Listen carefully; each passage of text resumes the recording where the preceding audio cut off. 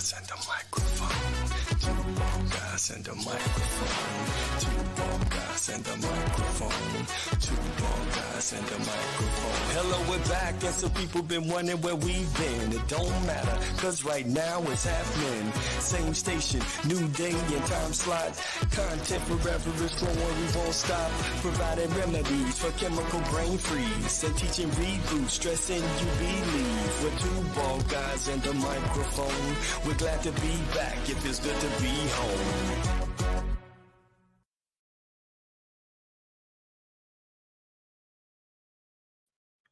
There, it helps if we add ourselves to the stage. Anyway, Good morning. Good morning. Welcome into Two Bald Guys and a Microphone. Of course, brought to you through the good friends over at Natural Therapy Wellness Center, www.mchenrymassage.com, 815-385-8190. If you're stressed, they can help you be blessed. They will deep tissue massage, reflexology. John and his staff, best of the Fox year after year. And of course, our good friends at JH Events and Flowers, 3603 Municipal Drive. Check them out, 815-331-8616. JH Events and Flowers. They've got a big deal coming up, I think, on November 17th. Just to say thanks for doing business with them. If you need to just brighten up your weekend stopover, they've got flowers, $5 bundles, fresh cut flowers, bouquet. So $5 Friday. $5. Stop in and do that. Hey, Veterans Day right around the corner is on the 11th always. And the 11th happens to fall on Saturday. I think most banks are closed on Monday in they get a 3-day weekend recognition, right?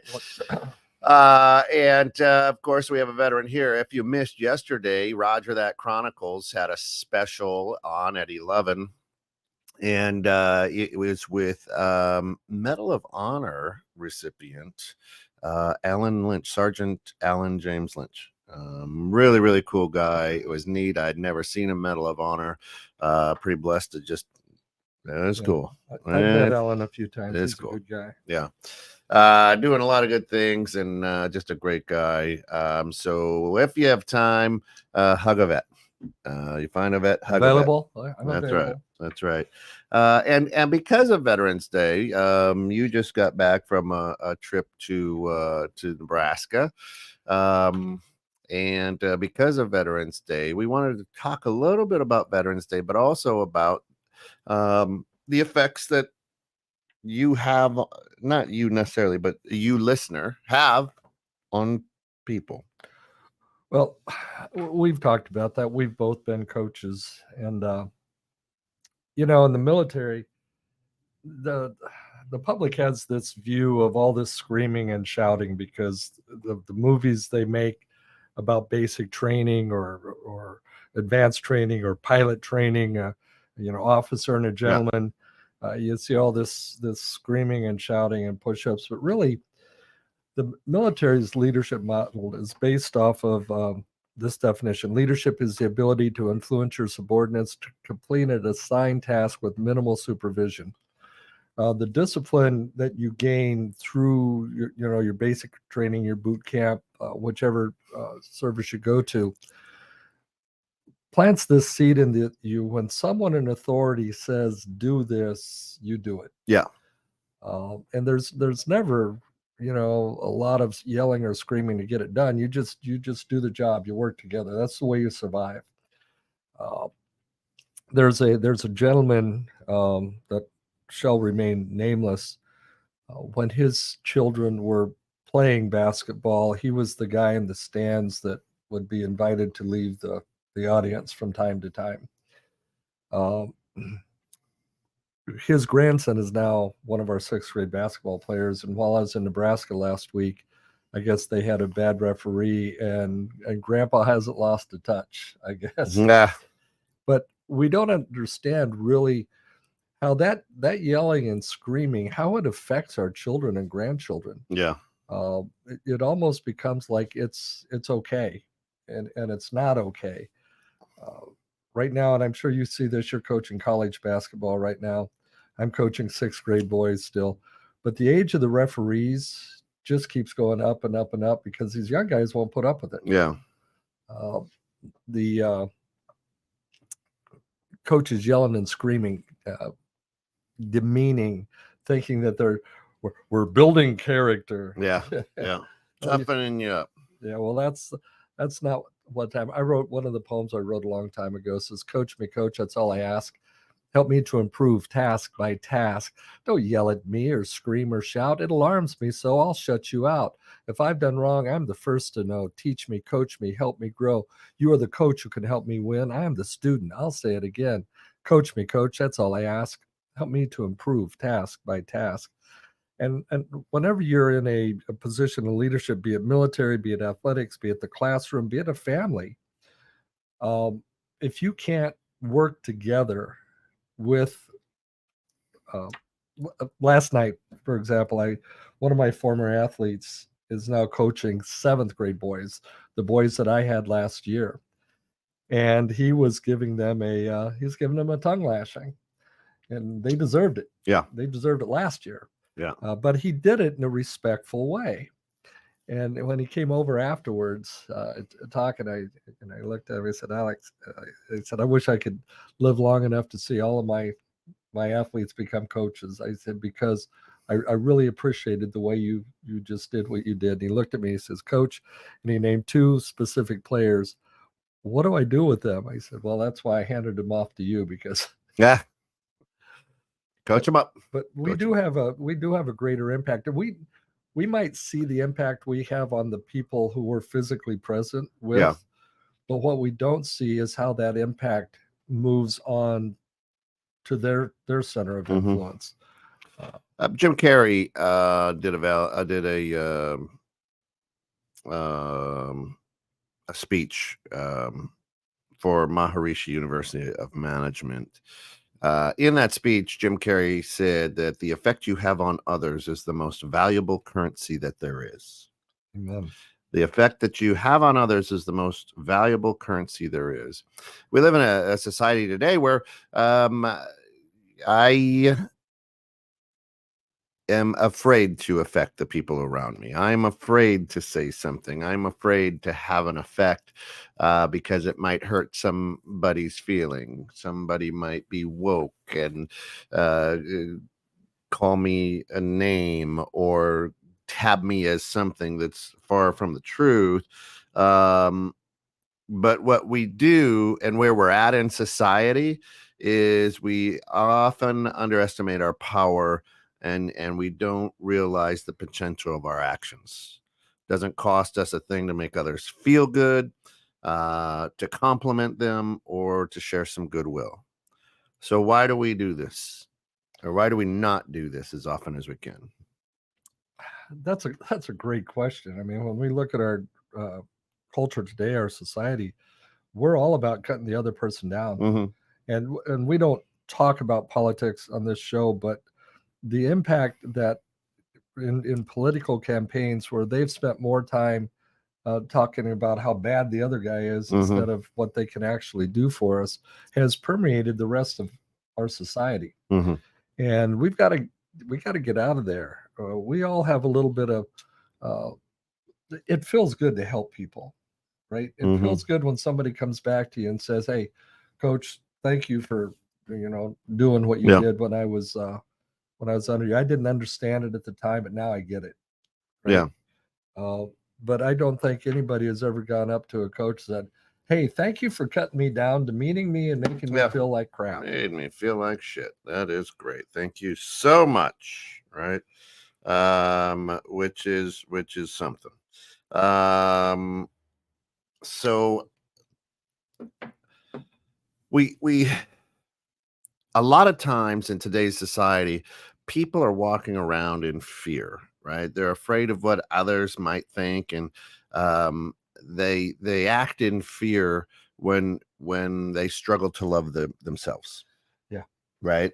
A lot of what you find out on social media, a lot of what you read about, what Gen Zers, what people are involved with, is so fed to them now. Parents and people don't understand that their kids spend more time with their face in a screen, on a phone, whatever the case may be, and it's damaging them, right?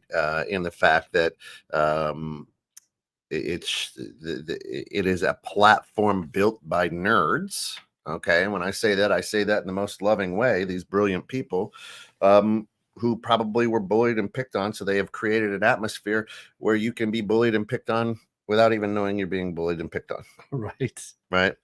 And you're just like, give me more, right. more. So that's two very important things right there. When we're afraid of what others think, and we struggle to love ourselves, right?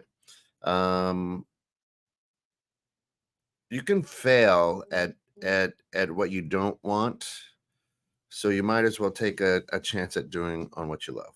Yeah. Okay. I have a ton of conversations with people, and if you were to ask me 30 years ago, hey, where are you going to be when you are 54? I would have said retired, man. I'm working 30 years. I'm retired. I'm living the good life, right? I've got my feet up on the beach someplace, whatever.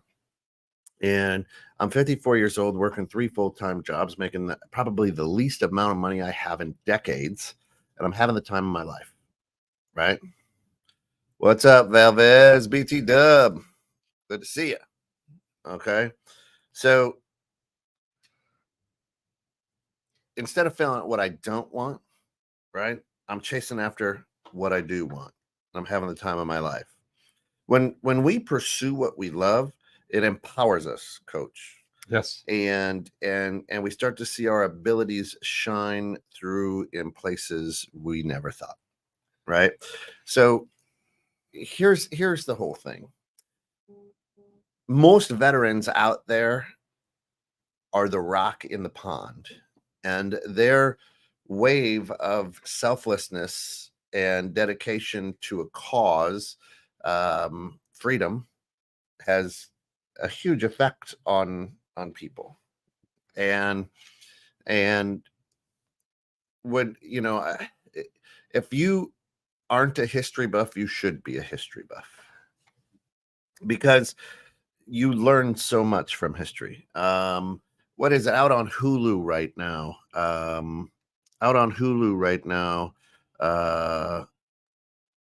I just got done watching JFK, One Day in America.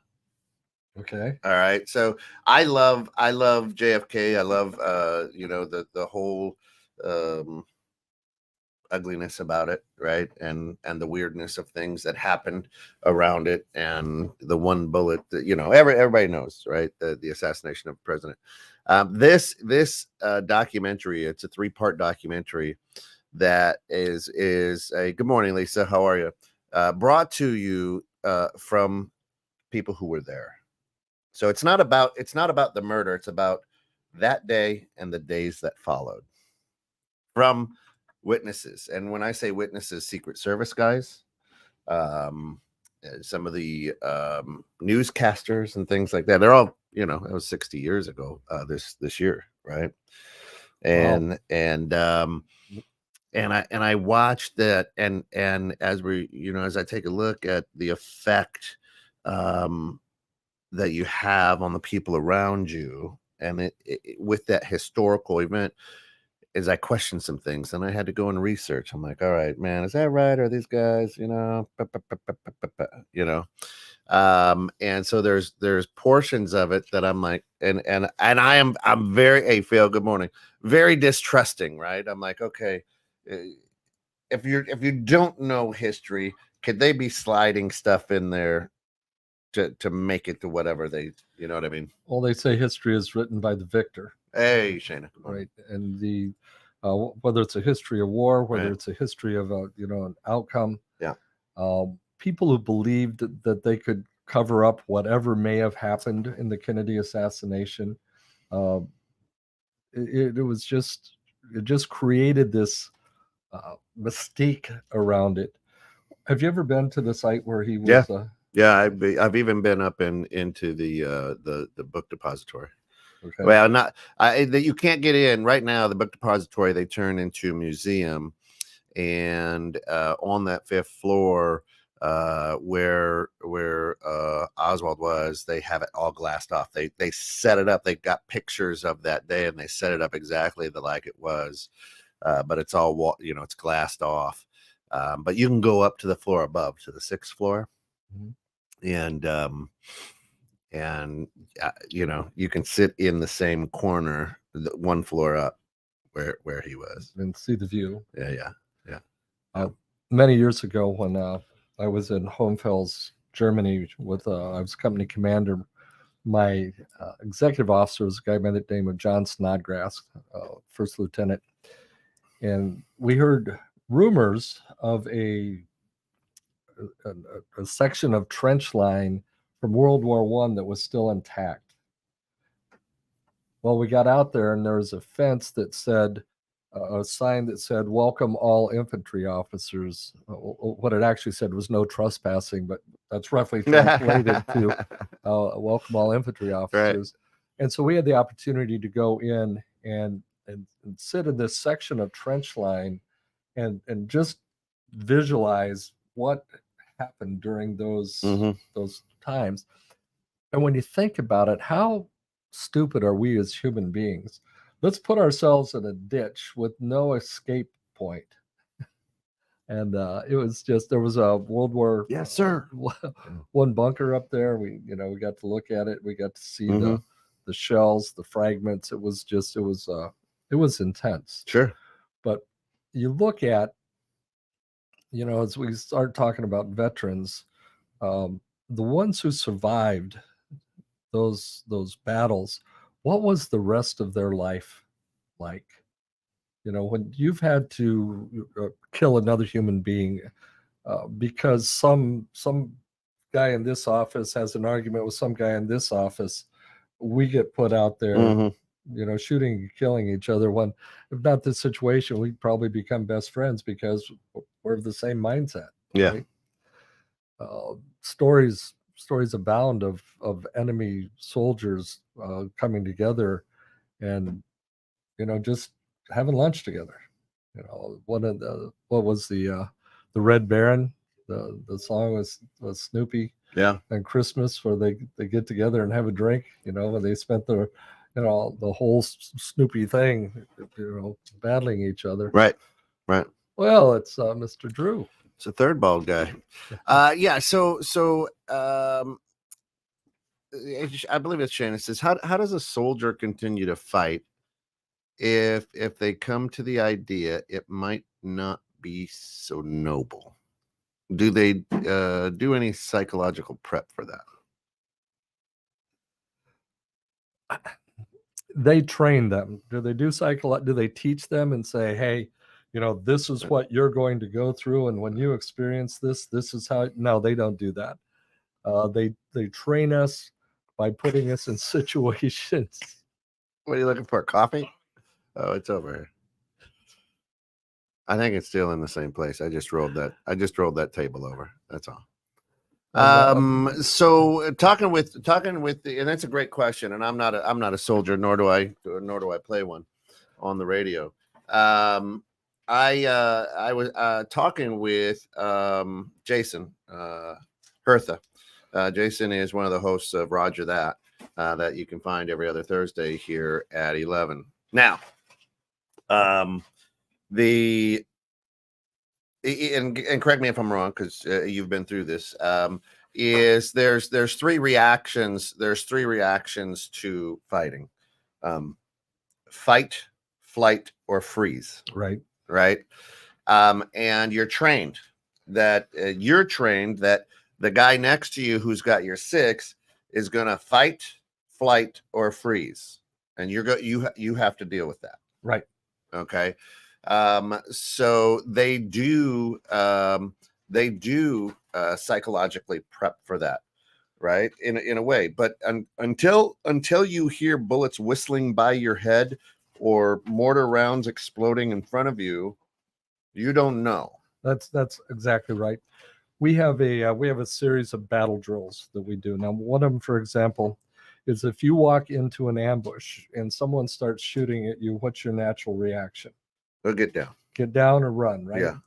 Well, what we train to do with blank rounds, but the sounds, the Yeah. bullets, is that once the ambush starts, you turn and charge into the ambush.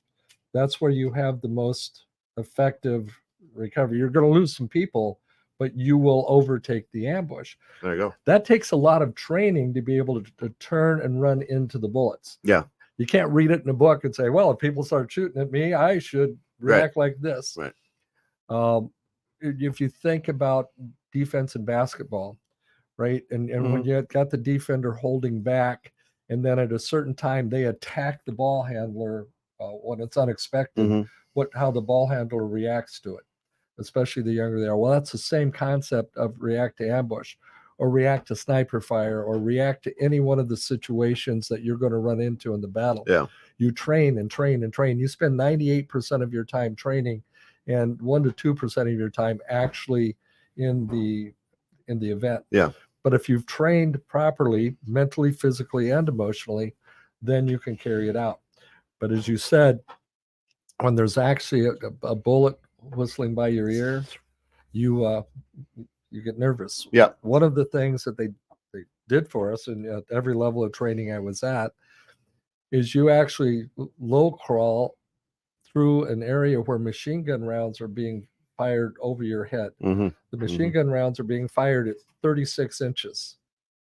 And so if you even kneel up, there's a good chance you're going to catch a bullet, which is not like catching a basketball. So as you're on your back low crawling and you're watching these tracer rounds and you're hearing the rifling of the bullet go over your head, you begin to mentally prepare for those moments as well. When you add that all together, the idea is a successful outcome on the battlefield. A successful outcome on the battlefield is always going to include casualty. And you have to understand that. And you have to understand that. You just hope that you're not one of them. Yeah, well, that's, hope is not necessarily a plan. But you think back, did you see the movie Platoon a number of years ago? Yeah. And they're in that battle, and that one sergeant, the tough sergeant, he's standing up and he's walking right through the fire. And he's not getting hit. Nobody can figure out why he's not getting hit. Well, he's not getting hit because the enemy couldn't believe he was actually doing that. Right. And nobody took the time to actually aim. They just kept shooting.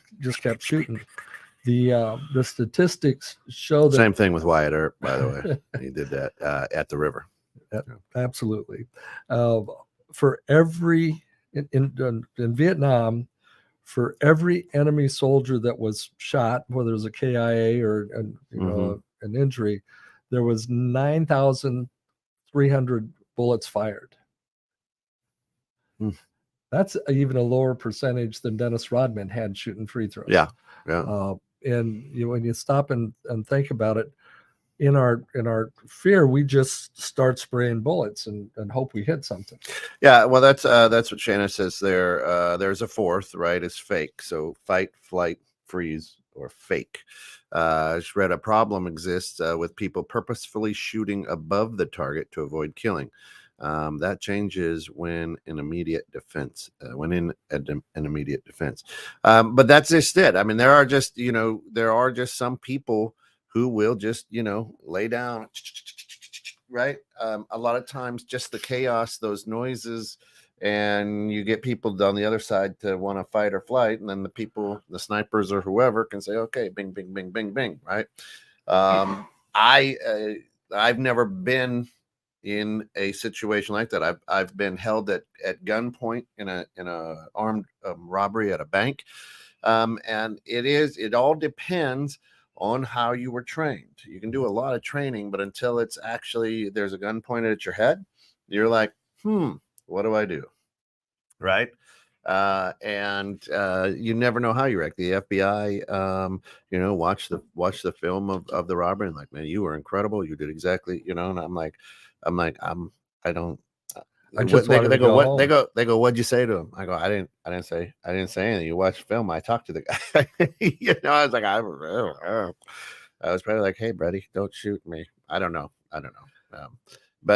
So I mean, your training, everything. It's hard to say, but it's that way. Now, I can say this, that if we want to take this on a personal level or out of the military battleground, I can say that social media fires those rounds above people's heads, right? Just to get them to move, react, dip, dodge, duck, right? Because if you can dodge a wrench, you can dodge a ball. Thank you very much. And there's a lot of that, and we're to a point now in history that I think a lot of Gen Xers and Boomers never ever imagined, right? And that is, the fake has now become reality. And here's what I mean. The technology now exists for me to create an entire speech read by JFK, because it can take his voice, and I can sit there and go, oh, he said that, right?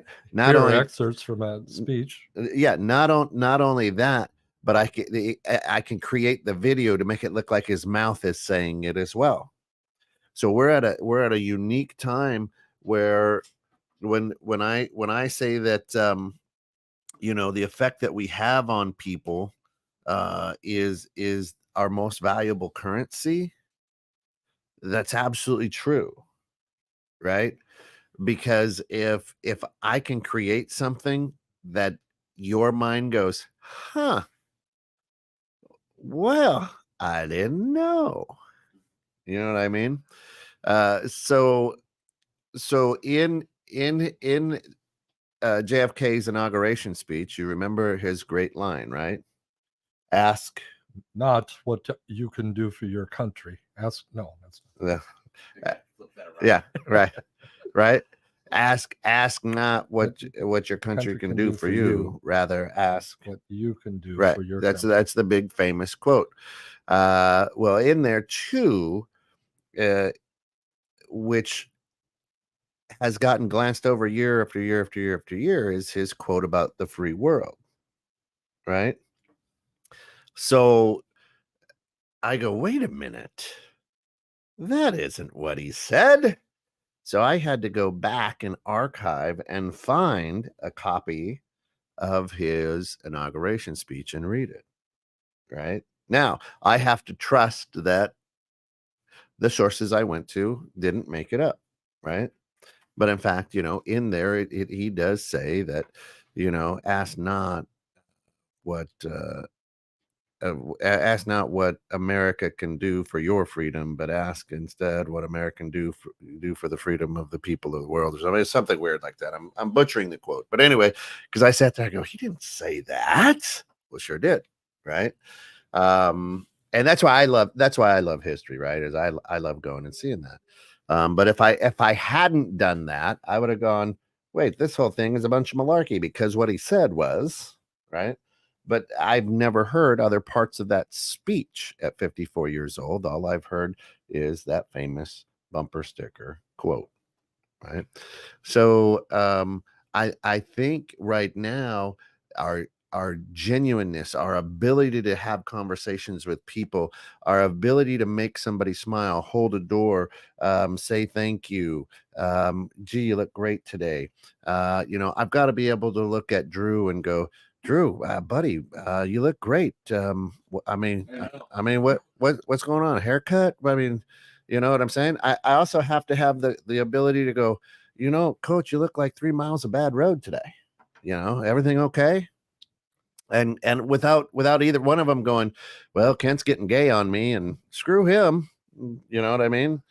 Not that LGBTQ elemental P plus A minus 2 is a thing. I'm just saying that I don't. There's a lot of things that's been added on there. I don't know. But anyway, I can't worry if I piss you off. I can't worry if I make you happy. If you know me, I try to make everybody happy. I play the antagonist quite a bit on the radio, but in reality, I love trying to help out as many people as I can, right? But you know, the idea of a veteran, we can look at and say, man, if you're a murderer, right? We could say that if we don't believe in the freedoms that they have fought for. Okay. I've got a son who's active duty right now, and I can tell you this: his training and everything, and some of the things that perhaps he's seen around this world as he's been around this world, I wouldn't wish on anybody. Yeah. Right. It's a hard job to defend our freedoms. And it's not just a bunch of old guys smoking pot from Vietnam, right? I mean, a lot of them are now. There's not too many World War II people left, but if you understand what I'm saying, now veterans are 25 years old. War veterans are 25 years old. You know what I'm saying? Yeah. And people are like, what? Yeah, my son's 29, and he was over in the Middle East when we took out Soleimani. And if you remember that speech by the president, oh, you should have seen him. He was scared. He ran. There's a stand-up comedian that does a bit on it. It's funny. You got to watch it. Anyway, there you go. Right. So the effect that we have on other people is amazing. But the effect that we have on other people also is lost in the fact that if you let me down, I walk away. If you froze, I walk away. You know what I mean? I take it very personally and I walk away. Yeah. If you fought for me, yeah, I go out and I buy you a drink, right? If you run with me, better run faster than me, right? Because something's coming. But you know, we have to be able to understand that every day the effect that we have on those around us is more meaningful and more valuable than anything out there, right? And you gotta have those 6 people. Rancher Ron used to talk about your 6, and who are those 6 people? Who are the 6 people going to carry your coffin? Now it's an urn. They don't even have the 6 people, right? And who are the 6 people that are going to hold up your weight, right? And those are the 6 people who probably got your back all the time, right? There is a euphoric feeling, Coach, that speakers get, that motivational speakers get, that authors get, that radio personalities get when they inspire others. And then you start to see their enthusiasm build about seeing others grow. That's why you'll see a lot of speakers come out to upbeat music, because they've got to get pumped up, right? They can't wait and rely on the feedback from the audience. What is that?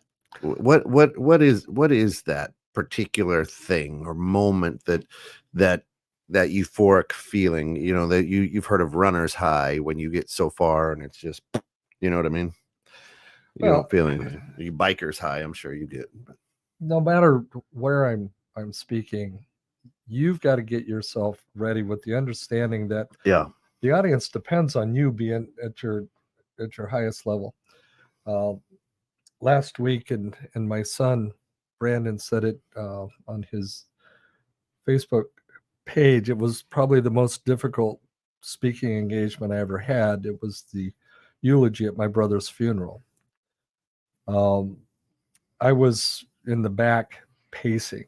I've spoken to hundreds, thousands of people, but that day, standing up at that podium saying my final goodbye to my brother was probably one of the most intense moments I had. Of course, my wife is nervous because I'm not sitting next to her as the service is starting, and she's like, where is he? Is he in the bathroom? Is he throwing up?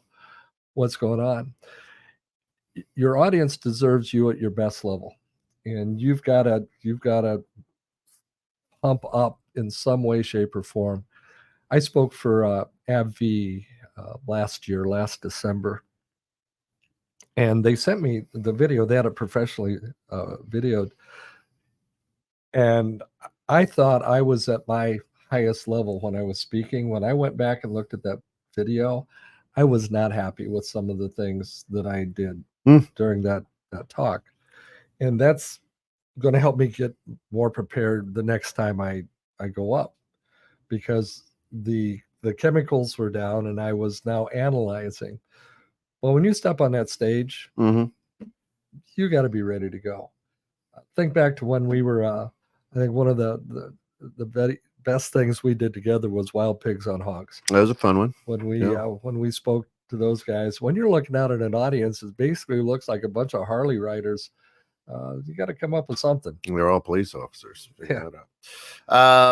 Jenny says, I have a whole new appreciation for the culture that share oral history passed on by leaders.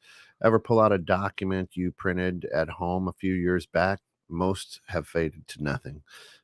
If we lose access to digital history, it'll just be rewritten. Very easy for you to say.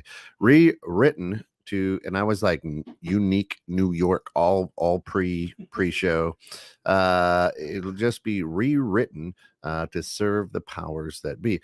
Absolutely. You can go to quote unquote libraries now that have very, very few books. A lot of classrooms don't have books, but one of the rules for success that I run by is rule number 10 is learn storytelling. If you can't tell those stories of history, if you can't talk about your family tree, if you can't talk about, my grandfather working in the iron ore mines, in the UP for 10 cents a day. You know what I mean? Yeah. If you can't say, and then at night he would work for the morgue and he would get 15 cents per body that he would deliver to the morgue, yeah, he'd go and zip them up, and we found a receipt, a letter with 2 receipts in it from my brother, and it was from our coach. And the letter said, Mike, here is the receipts so you can get your money back. One was for a hamburger and fries for 87 cents. Yeah. And the other was for a hamburger and something else for $1.03. But those are some old. Today we throw receipts. dollars away like they're nothing. I think that understanding what a veteran has done, understanding what veteran, especially here in America, right? I'm still the guy who gets goosebumps at the Star Spangled Banner before a basketball or football game or whatever, right? I'm still the guy who appreciates, just yesterday being able to be in studio with this, Medal of Honor winner. Yeah, that's incredible. Is and joking with him and, just go, man, here's a guy in 1970 won the Medal of Honor. What does it take to win a Medal of Honor? I have no idea. Oh, you got to do something special. You have to put your own safety away to do something. So you got to Forrest Gump that shit, huh? Which is why most Medal of Honors are posthumous. Most of them don't survive whatever they did to earn the Medal of Honor. Okay. But some do. Right. Obviously, he was a badass. Maybe he was. So I just ran, and then I ran back and got 6 more. Right. You just do what you have to do. And he's done a lot of good things since then, and just a great guy. It's a great show. If you missed it, roll out to our Facebook page, like, subscribe, ring the bell, and check out that special Roger That show that was out there. Or you can go out to Spotify and just punch in Roger That Chronicle, and you can get the you can listen to the podcast. So listen, it's again, we just want to shout out to our good friends Natural Therapy Wellness Center. Without the financial support they've given us, we couldn't do what we do. And of course, JH Events and Flowers for supporting the show. Is all good stuff here. So, and then what do we got? Is that Lisa? Which one? we read all bottom. those. Yeah. The whole new appreciation. Yeah. I read that just a minute ago. I guess I was listening intently. Yeah, I guess so. Welcome to the show. Next up. Good stuff. What's going on this weekend, Coach, for veterans? You usually have a pretty good beat on what's happening. Well, the Veterans Day has really evolved into a day where we thank our veterans, and they're trying to, I think, overcompensate sometimes for the way we didn't treat our veterans coming back from Vietnam. There are free meals everywhere. If you've got any proof of your veteranship, from Applebee's to almost every restaurant will provide a free meal for a veteran. Free haircuts at Great Clips. So it's I'm due for my Great Clips haircut. Yeah, you are. Veterans, yeah, it's getting kind of shaggy. Veterans Day will be celebrated at the local schools on Friday. Yeah. I'll be up at Wilmot High School for breakfast. Our grandkids go there, and our most recent coaching assignment was up there. And they'll feed us breakfast, and it's always a good breakfast. And then they'll have a show. They'll have a special guest of some kind that will give a presentation to the kids, and then they'll give a carnation to every soldier there, and they do it by number of years of service. I'm normally in the top 5 for length of service. They'll go 1 year, stand up. 2 years, 3 years, 10 years. I'm at 21 years. So you're retired. It's such a weird thing, right? You're retired from. I'm retired from the military. Right. Some people get out, but you got to be in like 20 years. 20 retire, years to earn retire. a retirement. The first of every month, Uncle Sam drops a check in my mouth. But most importantly, my medical care is all taken care of. I had a quadruple bypass, which is a very expensive surgery, and my entire out of pocket was like $1,100. Yeah, that's nice. And that was because they didn't approve one medication the doctor wanted to give me. But back to Veterans Day. Thank a veteran. I mean, the Vietnam boys. That's what they're asking. What's the best compliment you can give a vet? Really, it's just, hey, nice leg. Yeah, I'm sorry. Great hair, right? It is just thank you for your service. Yeah. It is. The Vietnam boys, now they're all welcome home. Is this what you fought for? Yeah. Aren't you happy? Yeah. But it is really just thank you for your service, because we didn't do it for free meals. We didn't do it for free haircuts. We didn't do it. We did it because we felt a call to serve our country. Now your tour duty, of course, was Gettysburg. But I remember it as yesterday. 4 score and yeah, right. Don't cross the swords. You were active at a time. You didn't go to Vietnam. Right at the end of Vietnam. Right. Yeah. And so kind of Cold War-ish, which was a weird time as well to serve. It was a weird time. Yeah. When I was in military police school was when the Iran hostage crisis was going on in the 70s. Yeah. And they took us all out of class and had us go to the motor pool and paint all the green Jeeps sand colored. Oh. That was interesting moments. Now, of course, that crisis was over. I think 80 some days or something. It was over. But there were interesting times.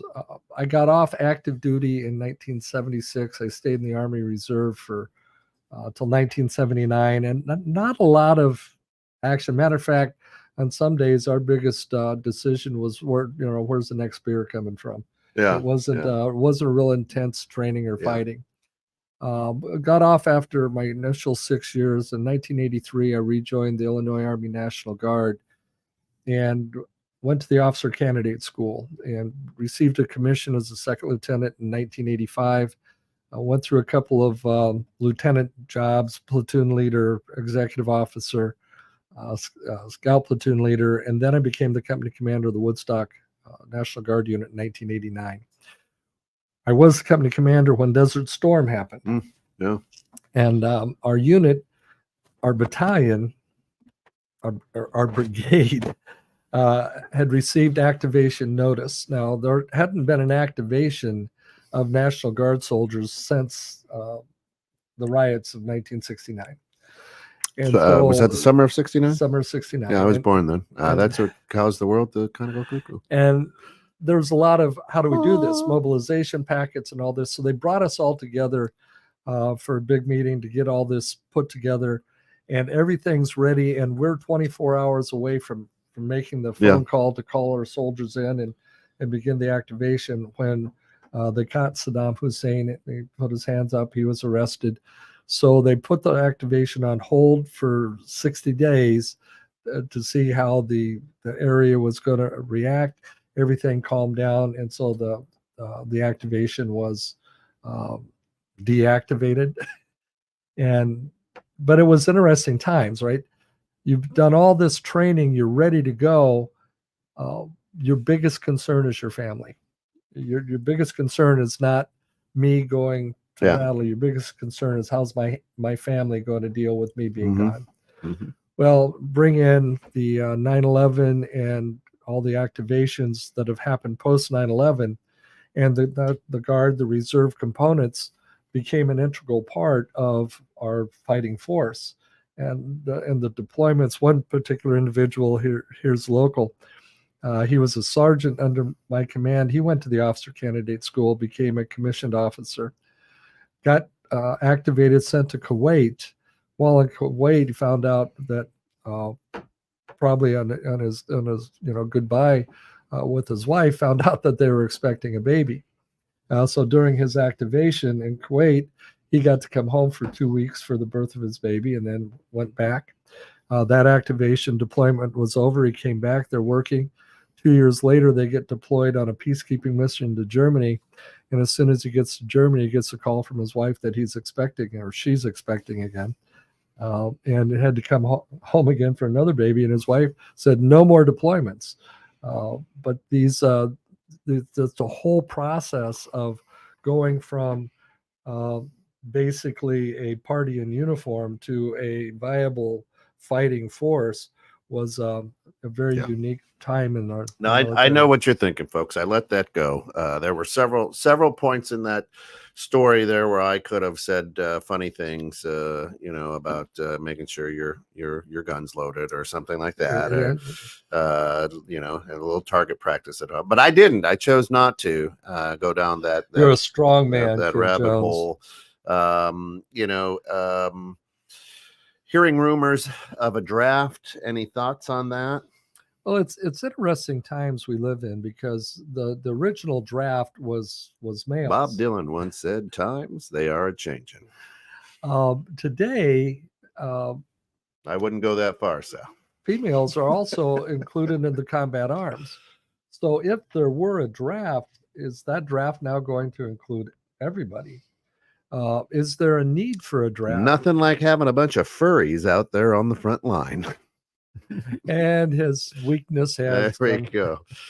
Hey, what are you doing? I don't know. Get in behind the litter box there, and you'll be fine. But a draft right now doesn't make sense. It is ready. I mean, it's ready to listen. Listen, and here's what you need to know, America. And I'm not saying this to try to promote anything. Pink camouflage, right? See what you've done. And you can't ask. Don't ask, don't tell. So here's the thing. Is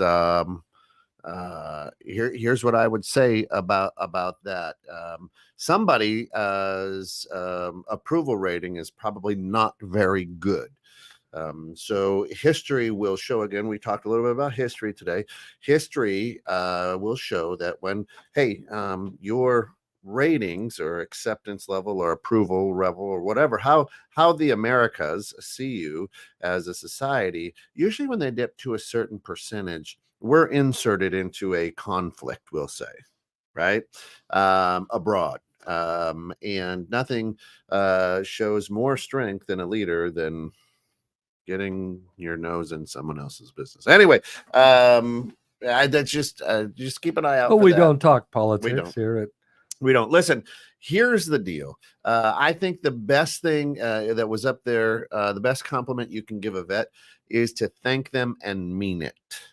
yes. Okay. And not just Don't like give a the like, hi, oh, how are hey, you? thanks. You're a vet. Great. Thanks. Thanks for right. And be genuine, right? We kind of talked a little bit about that earlier in the show, but the bottom line is, if you stop for a moment and think about the effect that you have on people and on the people around you, the people that you see every day, and the impact it leaves, we have the innate ability to make someone's life better or worse, someone's day better or worse, based on our presence in their life. Amen. They say Right? everybody lights up a room, some by walking in, others by Well, leaving. that's right. Something we don't often think about because we're always very focused on ourself, our day, our problems, is just that is that we don't necessarily take a look and say, man, I could make that person's day better. So that is one of the things that I do on a daily basis is I ask, hey, is there anything I can do to make your day better? Well, yes, there is. Right. And they'll say yes or no. And if it's yes and I can do it, I'll do it. Right. If it's no, hey, just by asking you did, because not too many people ask me that. But I want to leave that hashtag or that, I guess, that dash between 1969 and whenever I die. I want that to be a legacy. I want people to look at that dash and go, that's what he meant. That's what he did to people. That's how, that's what he did. You have, and I've realized that we have the ability to purposefully and with intent choose to impact what's going on around us, and how we can encounter and affect everybody's daily life. It's one of the reasons that we put this show together back in 2016, because we wanted to positively impact and bring a daily dose of encouragement to people so that their day could be better, Right. so that we could leave a lasting impression on them, right?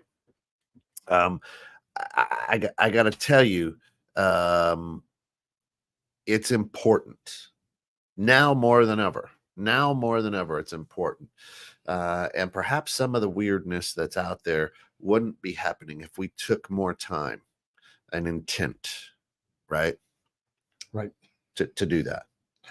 I'd like to respond to Salvador if you want to put that comment With up. this one here? Yeah. Salvador, I've run into that also. Most of the time when a vet is not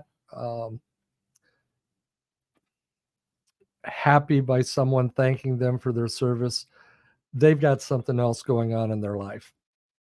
They may be battling mental issues from their time in service. They may 99% of vets, there's nothing else you can do for them except say thank you, and they'll be appreciative of it. But there are people with issues going on, and when they're facing that, when they're dealing with that, it's tough. they don't want to hear it. They don't want to talk about it. They don't want to be thanked. Mm-hmm. Well, in those cases, they shouldn't be wearing. So you'll almost always find me with my Army hat on or something that says, I'm proud of my service. People, if they don't want to be thanked, they shouldn't be wearing memorabilia that says, I'm a vet. Yeah, I mean, I've got my vest, my Navy vest, and people ask me if I was in the Navy. I said, no, my son is. I'm proud of what my son does. I'm proud of my son. I'm proud of who he is. I'm proud of what he does for my freedom and freedom of people around the world. And it's something I never imagined that he would do. Very, very grateful for him. And his, and his job at the Navy. But the true point is he's doing it with a lot of intent. Yeah. Right. He's doing it. If somebody's going to talk about me at dinner with their family, I want to be like, man, this guy was crazy and silly and he made me feel good, instead of, hey, that guy who owns 216 Creator Studios, he's an asshole That's only those of us who know Right. you really Yeah, well. yeah, that's family. But you know what I mean? The We walk through life a lot with our blinders on. Yeah. But in everything you do, in every part of your life, you have to have intent. And if you drive with intentionality, then good things will happen if it's the right intent. Sal says, I always thank vets, and sometimes we strike some meaningful conversation. My wife stopped going to the grocery store because we may be there much Much longer. longer. Yeah, no, that's true. I'm that way, right? A fuzzy one. That's I want to make one really great comment about the United States Navy. Unfortunately, on October 23rd, my brother passed away. His daughter, my niece, was in Japan, stationed at Sasebo with her husband and 2 children. Yeah. The United States Navy on the call got the tickets and had her back in Nebraska within 48 hours. They jumped through and did exactly what they need. They paid for the entire family to come back for the services. She did need to, take her leave time, accumulated leave time. But if she did not have leave time, they would grant her emergency leave. But they made sure that happened so she could be back with her family and celebrate the life of her father. So thank you, U.S. Navy. Yeah, Navy. Thanks, awesome. Salvador. That's awesome. Listen, we're right on the back end of this. What is it, 56 or something? I don't know. We got about 4 minutes. Some great things are happening here at 216 Creator Studios. Here in about a half an hour is Metaphysical Meanderings with Master Psychic Lana Duncan Hartgraves. Tune in to be mystically and masterfully and metaphysically meandered. And then, of course, on Friday, we've got the grounds with Allison Jones. This week is the bridge. We've got innovative strategies with Bill Hasse. We've got the Success Journey podcast on Friday. We've got in the Know with Steph and Joe. Just a lot of good things happening. Saturday morning is the Neighborhood Pulse with Kevin. Call back. It's about real estate and the market, and if you have a house and if you want to sell a house or buy a house and things like that. So it's a great show for that. Not this week, but this week we've also got the Reject Rundown. Who knows if they're going to be on Saturday or Sunday or what time? Just stay tuned. They'll show up. And then let me tell you something, brother, on Sunday night. So a lot of great things happening right here with us. And tune in. Look, like, follow, subscribe to our YouTube channel. We're trying to grow that as much as we can. Ring the bell, and also go out to our website and listen. You can listen to us on Apple Music. You can go out to radio.garden, punch in 216 the net. You can go soon, hopefully, Drew, right? We'll be on iHeartRadio. So you can go to iHeartRadio, Odyssey app, those type of things. We're really trying to level up, move some things forward. We can't do it without your help. So I'm asking everybody to help promote, push, and get people there. Tinder, again, instead of Tinder this year, Sal, what we're going to do is a 216 the net host calendar, kind of like the old Snap-on Tools calendar. Yeah, Drew takes up 2 pages, 2 months. So it is good stuff. But that's what we're going to do. So keep an eye out for that. Listen, too, we're coming into a great time of year. The holidays are always awesome. The holidays are always depressing. And people out there need your positive effect in their life. The old saying is, you never know what people are going through, right? And truthfully, I don't give a shit. Just be a nice person, right? I mean, it's none of my business what you're going through, but it doesn't mean that I got to be a dick, right? But if you ask, take the time to listen. Yeah, right. How you doing? No, I really don't want to hear it. I'm sorry I asked. Right. No, but truthfully, for Coach and I, we love spending Wednesday mornings with you, a little hump day. Next week we have Matt Birafato.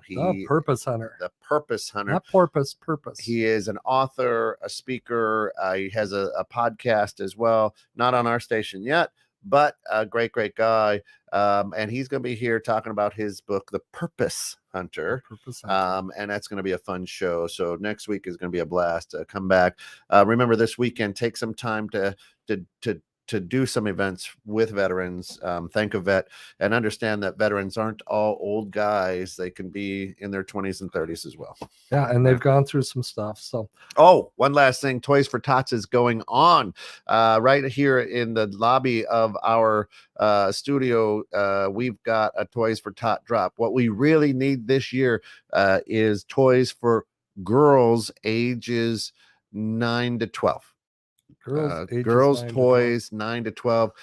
Toys for Tots going on. It's a huge thing. Please stop by, drop off stuff here at the station right here in McHenry, because it's going on, or in any one of your Toys for Tots drop box.